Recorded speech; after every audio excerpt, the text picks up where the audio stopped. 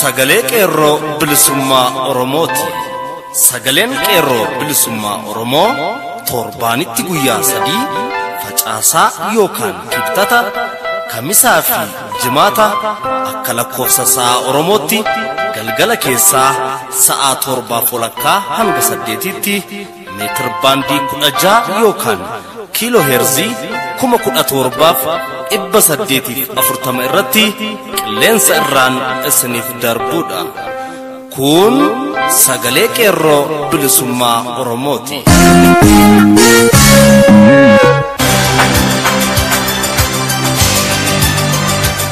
Jimaata muddee 8 bara 2017 ashama akkam jirtu kabajamoo fi jaalatamoo dhaggeeffattoota sagalee qeerroo bilisummaa Oromoo.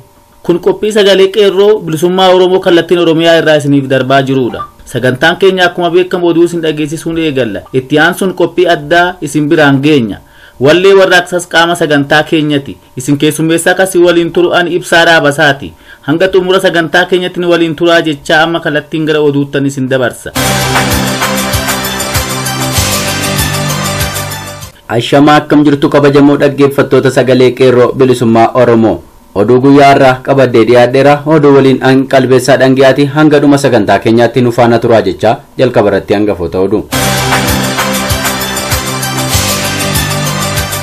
Leenjii addaa dabballoota wayyaaneef karaa Lammaa Magarsaa Adaamaatti akkasuma bakkeewwan tokko tokkotti kennamaa ture uummata Oromoo irratti balaa akka uumaa jiru qeerroon Oromiyaa bakkeewwan garaagaraa saaxile.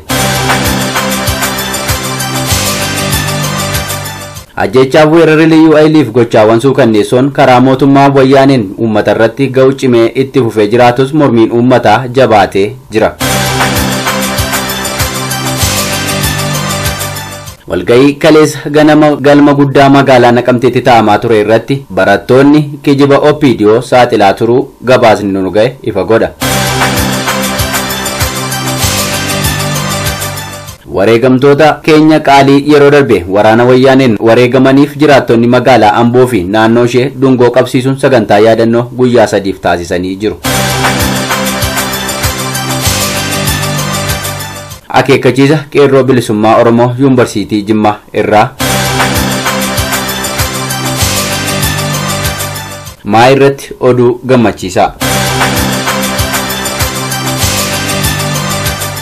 Amma bal'ina oduuttan isin dabarsa.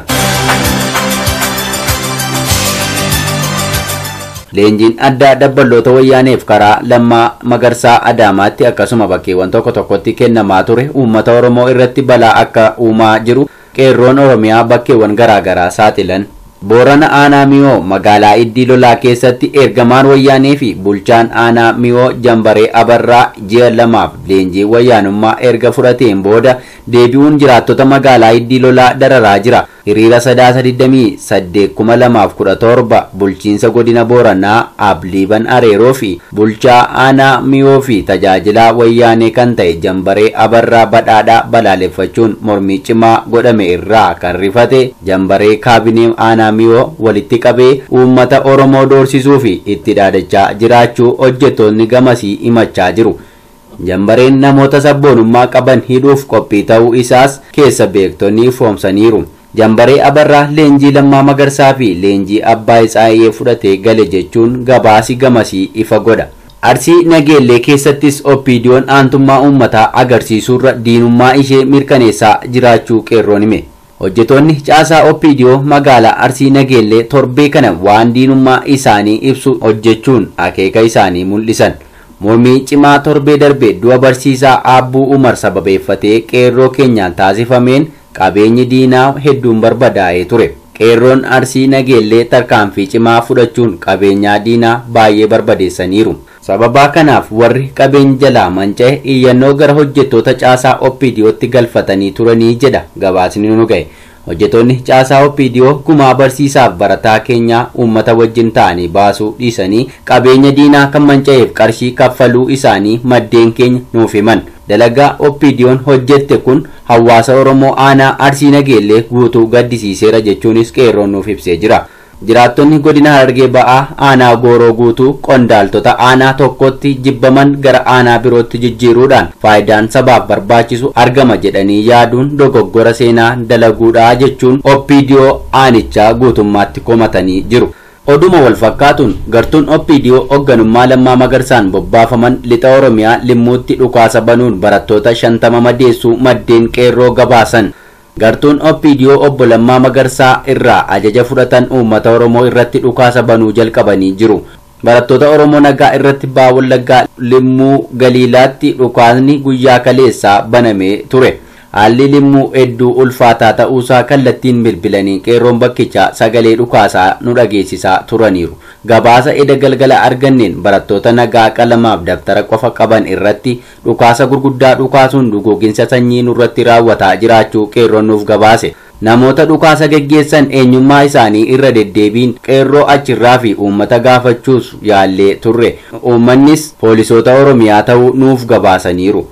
Akka uummatatti dibbee sobaa rukutaa oolanitti qaama diinomee uummata rukutu tuun taane uummata of duuba hiriirsuun kan qabsaan fakkaataa tureera.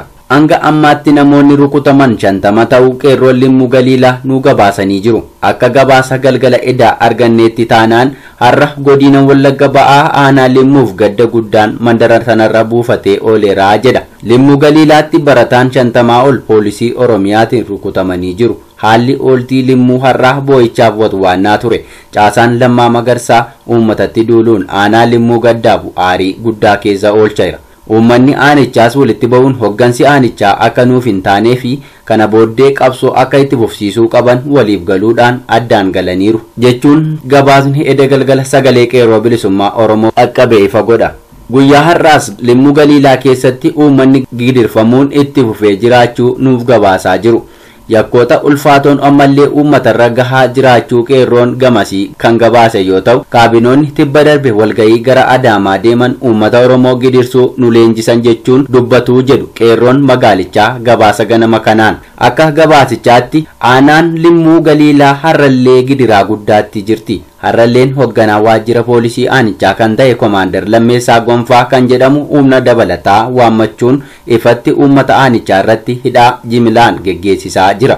Komaander Lammeessaan kun akka jedhanitti nuti guyyaa 4 dura leenjii Adaamaa deemnee dhufne gorfamneerra. Kanaaf kana booda mirgadha hin dubbanna mirga keenya gaafanna jedhanii dhiichisuun akka dhaabbatu nu gorsaniiru jedhanii jaarsolii biyyaa erga ofirraa ari'aniin booda ifatti qeerroon daldalaa fi uummata guutuu irratti reebicha hamaa fi hidhaa jumulaan labsanii jiru jechuun sagalee qeerroo bilisummaa Oromoof gabaasan. Ajjechaaf weerarliyyuu ayiliif gochaawwan suukanneessoon karaa mootummaa wayyaanee uummatarra ga'u cimee itti fufee jiraatus mormiin uummataa jabaatee jira. Godina Booranaa magaalaa Moyyaaleetti ajjechaan ilmaan Oromoo 5 irratti raawwatameen walqabatee fincilli jabaan deemaa jira. Gabaasa guyyaa kaleessaa ba'een ilmaan Oromoo hojiidhaaf gama Keeniyaa turan hidhattoota Somaaleetiin ajjeefaman 5 reeffi isaanii wayita Moyyaalee seenetti uummanni aariidhaan fincila kan kaase yoo ta'u, waraanni mootummaa wayyaanee yookaan makkalaakayaan uummata irratti dhukaasa baneen jiraataa hiddii tokkoo fi jiraataa tuqaa tokko dabalatee namoota 3 madeessee jira jedha. Uummannis dhagaadhaan ofirraa ittisaa diddaa isaa akka itti fufe gabaasni arganne nu hubachiisa. Duulli liyyuu ayilii Somaalee murna TPLF yookaan EPRDF'n leenjifamanii hidhachiifamaniin kallattii adda addaatiin uummata Oromoo irratti geggeeffamaa jiru wayita itti fufe kanatti Oromoon lafarraa dugooguu kan akeekkate mootummaan wayyaanee uummattoota ollaa Oromoo kanneen akka Burjii hidhachiisee Oromootti duulchisaa jiraachuu odeessi kibba Oromiyaatti nu ga'e ifa godha. Akka kanaan guyyaa har'aa godina Gujii ona Surroo Barguddaatti walitti bu'iinsa mootummaan wayyaanee Oromoo fi Burjii jidduutti dhalcheen lola jabaa ganamarraa kaasee kallattii 4 deemaa tureen lammiin Oromoo Tonnaa Saafaayee jedhaman madaa'uun hospitaala Bulee Horaa kan seenan yoo ta'u, Burjiirraa ammoo namoonni 2 du'anii 3 madaa'aniiru jedha gabaasni arganne. Balaan kun kan dhaqqabe lola kallattii tokko qofaan ta'uu kan eeran maddeen murni wayyaanee Burjiif tumsuudhaan meeshaalee gurguddoo hidhachiisee uummata Oromootti bobbaasuus ibsa. Duula kallattii adda addaatiin mootummaan wayyaanee uummata Oromoo irratti geggeessaa jiruun dhumaatii dhaqqabaa jiru balaaleffachuudhaan barattoonni Oromoo dhaabbilee barnootaa olaanoo fi manneen barnootaa sadarkaa gadiis barumsa dhaabuun fincila finiinsuu irratti argamu. akkasuma godina Booranaa aanaa Dhaas jedhamutti lola hamaan humna addaa poolisii naannoo Somaaleetiin hawaasa aanichaa irratti geggeeffamaa jiruun namoonni 3 wareegamuun himame. Magaalaa Moyyaalee keessatti ammoo barattoota mana barumsaa sadarkaa lammaffaa Moyyaalee keessaa weerartoota Abdii Illeetiin barataan tokko Albeen waraanamuun beekamee jira. Godina Wallagga Lixaa aanaa Sayyoo Noolee magaalaa Geecoo keessatti mormiin geggeeffamaa akka jiru jiraattonni dubbatan. Qondaalonni nageenya aanichaa aduu dilbata dhufuu ayyaana Irreechaa Lagameexxii jedhamutti ayyaaneffatamuuf jiru hanqisanii qindeessitoota ayyaanichaa waan hidhaniif jecha kan mormiin eegale jechuun dubbatu. Lixa Shaggar keessatti jiraattonni godina Shawaa Lixaa aanaa daandii magaalaa Gincii namoota hojii basaastummaa irratti bobba'uudhaan namoota gaaffii Oromummaa gaafatan adamsanii tarkaanfii fudhachaa turan irratti uummanni tarkaanfii eegaluu isaanii beeksisan. Tarkaanfii kana fudhachuu keenya dursa akeekkachiisaa fi gorsa kallattii garaagaraan kenninus irraa barachuu waan didaniifidha tarkaanfii kana fudhachuu eegalle jechuun jiraattonni dubbatanii jiru. Walgayii kaleessa ganama galma guddaa magaalaa Naqamteetti ta'amaa ture irratti barattoonni kijiba OPDO saaxilaa turuu isaanii gabaasame. Guyyaa kaleessaa jechuun muddee 7/2017 walgayii bulchiinsi magaalaa Naqamtee waame barattoota Wallagga Yuunivarsiitii, Rift Valley Yuunivarsiitii, New Generation akkasuma qeerroo magaalaa Naqamtee waamee haala sochii nageenyaaf dhaabachuu barnootaa irratti ganama sa'a 2 hanga 6 mari'atamaa oolee jira. haa ta'u malee deebii gahaa waan hin arganneef barnoonni kan dhaabbate ta'uu sababa guddaan dhaabachuu barnootaa lammiilee keenya Gujii Boorana irratti shira mootummaa wayyaanee xaxeen dhumaa jiran hanga har'aa obbolaan keenya Wallagga Yuunivarsiitii baratan yoo duunes jiraannes otoo maatiin keenya ajjeefamuu hin barannu jechuun deeman. Yoo nuti barnootatti deebine isaan barattoonni 150 kun akkam ta'u erga tokkummaa jedhame isaan yoo deebi'an baranna. Inni kabiraan gaaffii COC fi dabalamuu barnoota digirii irratti sodaa kan hin qabne ta'uu garuu meeshaalee ulaagaa ittiin barannuuf ittiin qoramuu sababa waliin guinneef barnoonni akka dhaabbatu ta'e. Akkasumas agaaziif muuziyeemii Kumsaa Morodaa eenyutu eeyyame achi akka isaan galan godhee moo magaalaan Naqamtee federaalaan bulaa jirtii fi kan kana fakkaatan dhiyeessuudhaan OPDO lafa ilaalchisaa turuu isaanii gabaasni keenya ifa godha. Wareegamtoota keenya qaalii yeroo darbe waraana wayyaaneen wareegamaniif jiraattonni magaalaa Amboo fi naannoo ishee dungoo qabsiisuun sagantaa yaadannoo guyyaa 3 taasisanii jiru. Jiraattonni magaalaa Amboo guyyaa 3ffaadhaaf kaleessa karaatti bahanii dungoo ibsuudhaan wareegamtoota guyyaa 40 dura haala suukanneessaa ta'een kufaniif yaadannoo taasisan. Ejjennoo isaanis kallattiin ibsatanii jiru jedha gabaasni keenya. Akkuma beekamu guyyaa sana kan miidhaa qaama cimaan irra qaqqabe namni 17 haga ammaatti yaalaarra jiraachuun ibsameera. Baay'een isaanii immoo gargaarsa hatattamaa warra barbaadanidha. Isaanis gargaaruudhaan fayyummaa isaanii akka damdamatan gochuu akka qabu Oromoo hundaaf waamicha dabarsanii jiru. Akeekkachiisa qeerroo bilisummaa Oromoo Yuunivarsiitii Jimmaa irraa. Namoonni maqaan keessan armaan gaditti tarreeffame koreen naamusa Yuunivarsiitii Jimmaa kan taatan barattoota ari'uuf marii geggeessaa akka isin jirtan beekna.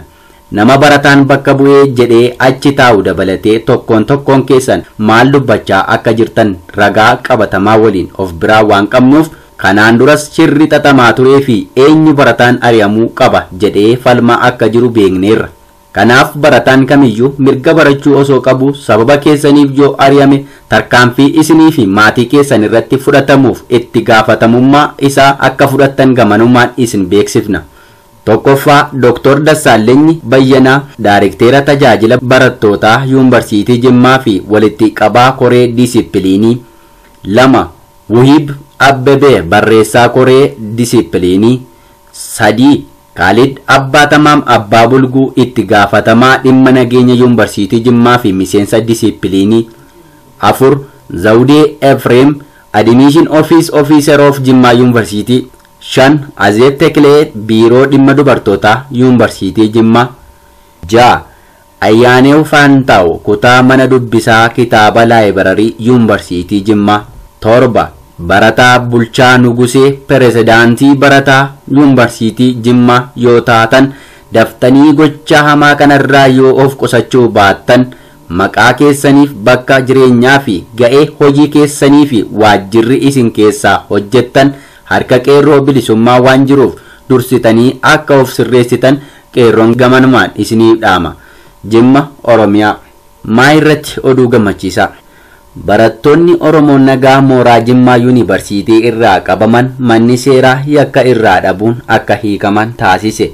Gabaasa ganama kana arganneen barattoota qaroo hawaasaa barnootaaf bobbaafaman sobaan yakkee koomaandarri moorichaa Kaalid Abbaatamaamii fi jaleewwan isaa kaniisisan akkasuma gartuuwwan xixiqqoon mooricha keessatti ijaaraman ragaa sobaaf kan of qopheessaa turan ta'ullee dhugaan barattootaa mul'achuun yakka kan hin qabne ta'uu manni seeraa erga mirkaneesseen booda kaleessa galgala jechuun muddee 7/2017 akka hiikaman taasifamuu gabaasni arganne addeessa. Barattoonni kunneenis amma mana hidhaatii lakkifamanii jiraachuu qeerroon gabaase.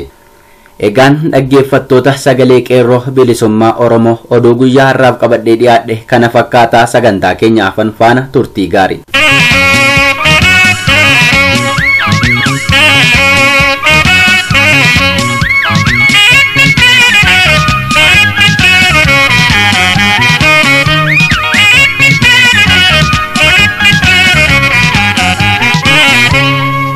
Kan dhaggeeffataa jirtan qophii sagalee qeerroo bilisummaa Oromoo meetir baandii 16 yookiin kiiloo heerzii 17,840 irratti kallattiin isiniif darbaa jirudha.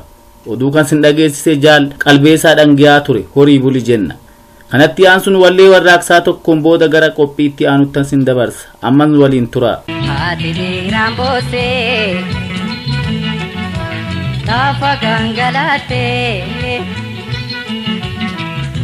Kondoamu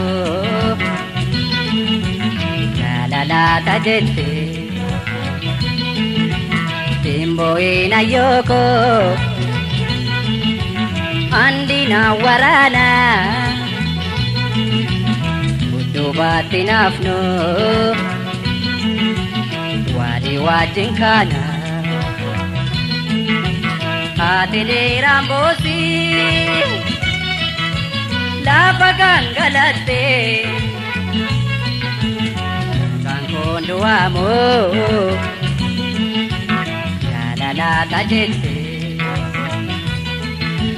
timbo ina yoko andina warana jojo batinafno wali wajinkana Kan facaasan haammachuun seera uumaati. Uumamni hundi seera qaba. Seerri qabu namaa miti. Kan waaqaati. Waan seera uumamaa keessa jiru namni waa gochuu hin danda'u. Yoo yaalellee badiima isaa labsata. Seera uumamaa kanaaf Oromoon bakka olaanaa qaba. Oromoon kaleessa qilleensumarra aadaa fi seenaa fi kan kana fakkaatan qofa jedhee fiigaa turee fi Oromoo uumama isaatti deebi'uuf qabatamaatti sochii taasisaa jiru gidduu garaagarummaa jiru wayita ilaallu seera uumamaa guutuun hangam akka nama yookiin saba tokko tokkummaan jabeessu arguu dandeenya. Seera uumamaa jechuun bu'uura waliigaltee waa hundaa jechuudha. Nama dhuunfaa kaasee hanga sabaatti ka jiru waan seera uumamaa irratti wal hubannaan wal ijaaruu fi kaayyoo waliigalaa kaa'achuuf bu'uura ta'uu fi danda'a yookiin waan isa danqu hin jiru. Maqaa tokkummaan saboota 87 miti saba tokkoyyuu walitti fiduun haalaan ulfaataadha. Carraan jiraatus yaaluurra ka darbu miti. Kanaaf seera uumamaatti warri amanan walitti dhufnaan saboonni kumni tokkoyyuu yaada ka'umsaa tokko qabaachuu waan malaniif achirratti wal ijaaruun ni salphata. Dhibee guddaan biyya Itoophiyaa jedhamtuu fi humnoota Habashaa kanaadha. Wanni tokkummaa Itoophiyaa isaan baanan gaaffii jala galchuu isa kana. Kan facaasan haammachuun seera uumaati. Mammaaksuma jennee tan bira tarru miti. Yoo facaasan malee waan haammannu hin qabnu.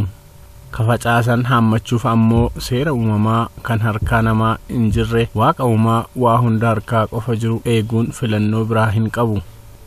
Facaasanii haammachuuf waan facaasan biqilee daraaruun dirqama. Kun harka namaa hin jiru. Facaasuun dura midhaan facaafamuu fi biyyeen irratti biqiluu wal arguun dirqama. kan facaasan firii akka kennuuf qofa osoo hin taane akka biqiluuf iyyuu jalqaba qotanii meesuun dirqama kana namni haa raawwatu malee seeruma uumamaati. Facaasanii eega biqilee booda aramaa irraa tiksuun namaan haa raawwatu malee seeruma uumamaa biqiltuun sun firii akka kennuuf taasifamuuti. Kunis seeruma uumamaati. Biqilee guddatee firii laachuun seeruma uumamaati. Biqilee hanga guddatee firii laatee hamma haamamutti adeemsa waaqaa seera uumamaa biqiltuu saniif kennee yoo eegan qofaadha. Firii isaa dandamachuun ka danda'amu waanuma facaafattee haammatteen erga seera uumamaa kana eegdee firii argattu irratti hundaa'uu jechuudha. Kana keessatti waan seeruma uumamaa kana cabsan jiraachuu malu. Balaan kana gufachiisu inuma jira. Kun seera uumamaa jenneen fudhannu. Abbaan haammachuu barbaadu ifaajjii inni godhu waa argamuu hanqachuu sanaafis seera uumamaa hin komannu. Biqiltuun tokko firii ga'aa kennee kaan yarachuun jiraachuu mala. Akka waliigalaatti seera uumamaa facaasuun hanga haammachuu jiru guutuun yookiin eeguun dirqama ta'uu isaati. Seera uumamaa sanaan alatti firiin eeggannu hin jiru. Waan nu harka hin jirre tokko nuti yeroo barbaannetti argachuun gonkumaa hin danda'amu. Waa hundi adeemsa mataasaa qaba. Seera uumamaa facaasanii haammachuu keessa waan dhalli namaa hin jijjiirre utubaa shantu jira. 1 midhaan biqiluuf biyyeen walitti dhufu. 2 biyyee keessaa biqiluu. 3 biqiluu amma haammachuutti yeroo jiru. 4 firii kennuuf yeroo jiru. 5 haammachuuf yeroo jiru. 5 kana eeguun dirqama. Kana uumama yookiin waaqayyo yookiin rabbi qofatu raawwata. Firii laachuun dura biqiluun dura facaasuu fi kan kana fakkaatan dirqama.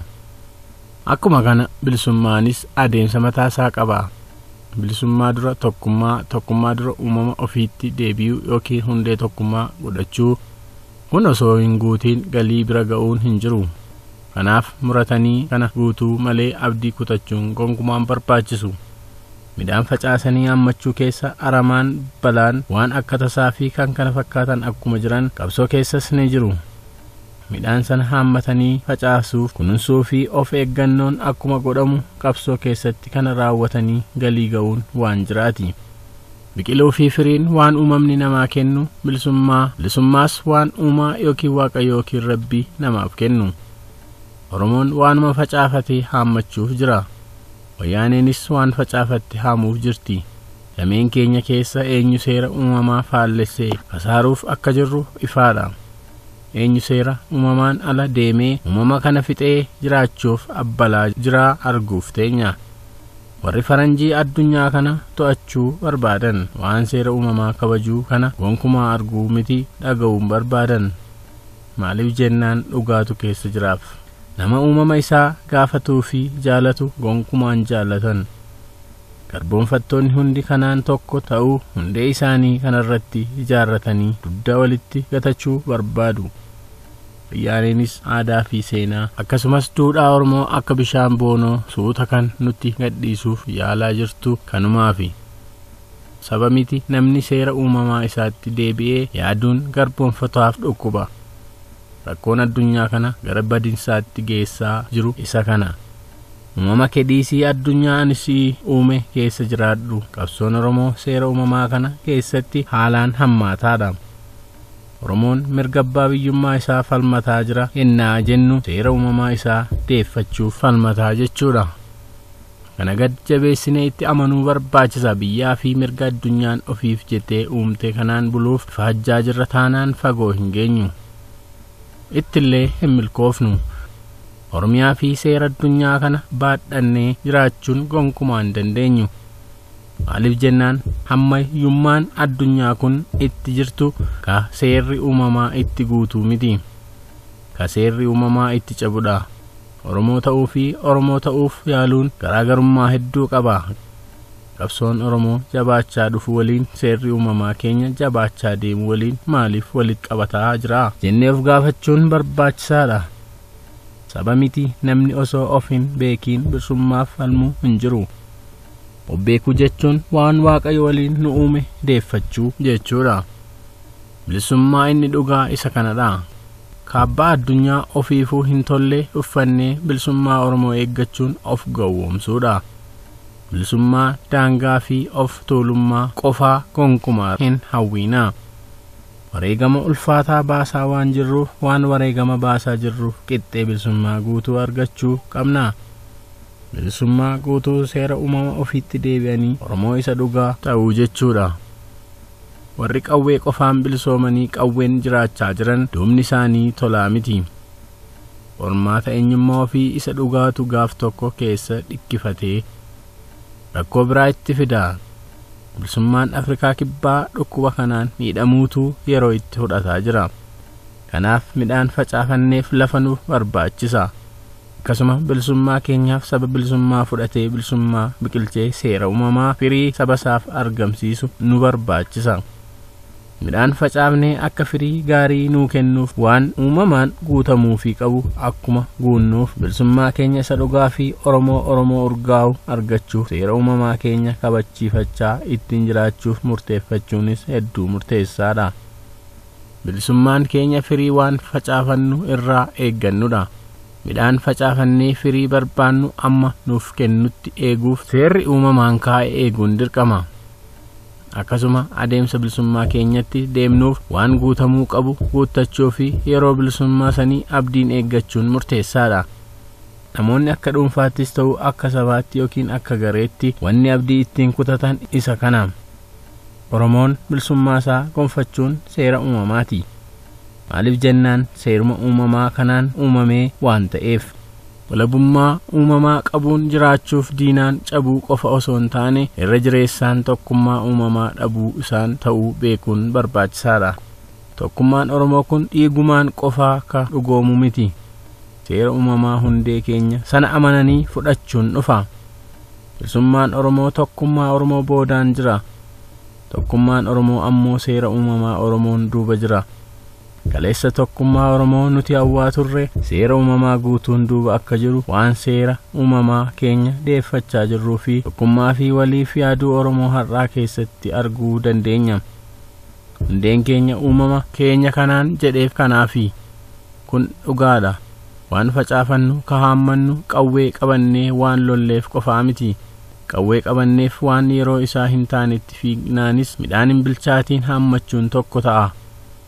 Qawwee hawwina yoo ta'e yeroo isaa malee kaasuutti fiignaan midhaan firii irraa argachuuf facaafnee san osoo hin geenye seera uumamaa dhabsinee haammachuu fi kasaaruutti deemna. Walabummaa Oromiyaa fi bilisummaa Oromoo kana bilisummaa warra kaaniin wal bira qabnee ilaalla taanaan hedduu dogoggoraa jirra.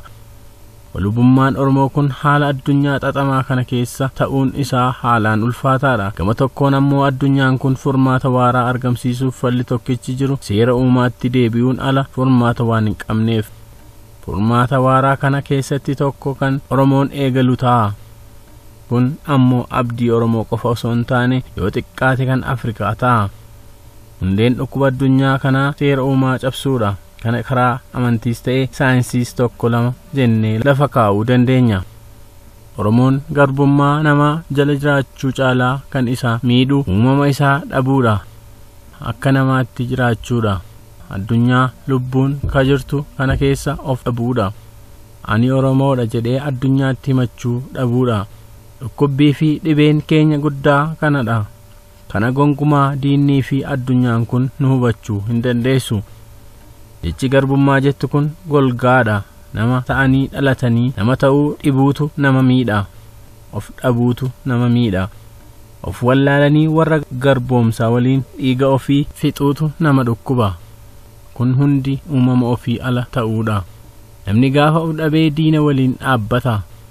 Warri of dhabe kun diinaan adda miti. Yeroo keessa barachuu dadhabnaan inumaa diinaan oli. Obsi keenya miidhaa nurra ga'uun ka jijjiiramu ta'uu hin qabu.